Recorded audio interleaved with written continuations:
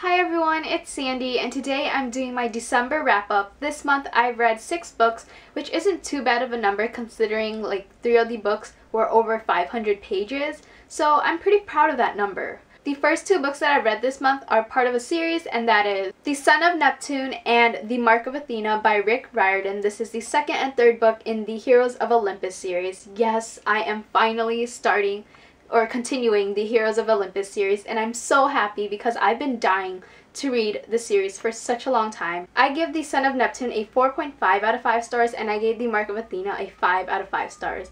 So I'm really excited to be continuing on the series. The next book, The House of Hades, is the book that I'm going to read next.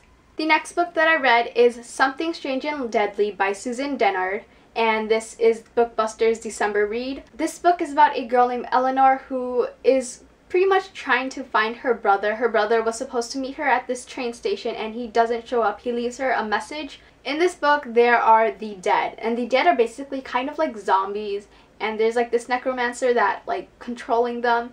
And unfortunately I did not like this book. I couldn't get into this book. I didn't really like Eleanor as a character, and I didn't really like any of the other characters too. Yeah, I'm pretty disappointed. I ended up giving this book a 2 out of 5 stars, and I most likely will not be continuing this trilogy.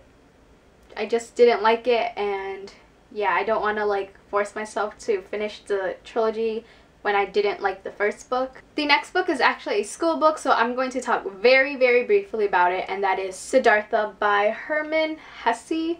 Not sure how that is pronounced, but I did not like this book. I gave it a 1 out of 5 stars.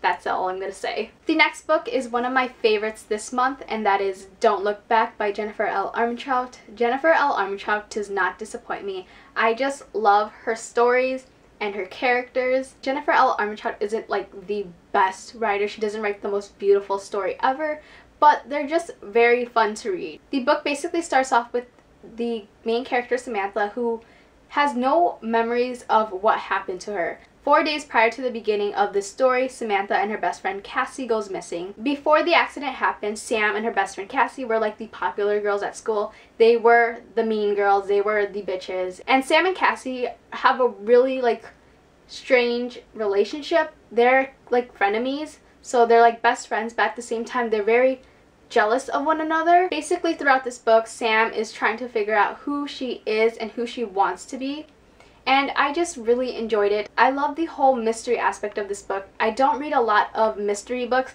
and I don't know why, because I find these books really intriguing. While there are some predictable parts throughout the book, there was a lot more plot twists that definitely surprised me. I finished this book in 3 hours, one sitting, excluding like getting up to go to the bathroom, but I normally don't do that. That's how good this book is. I could not stop reading. I always wanted to know what happens next. I do a lot of my reading at nighttime, but I don't like stay up late to read. I know I just can't do that sometimes because I get really tired and I don't want to fall asleep while I'm reading, and I'm just rambling right now, but moving on.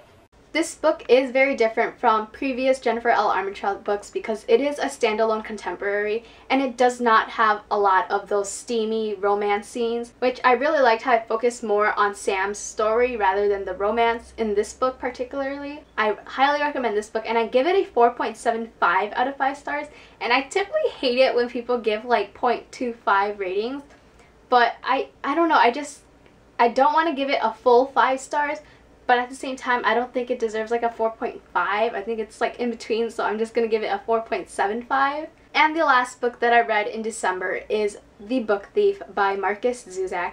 I have finally read this book, and I'm so glad that I have finally read it because I really enjoyed it. This book is a lot of people's favorite books, and unfortunately I didn't love it as much as other people did, but I did really enjoy it.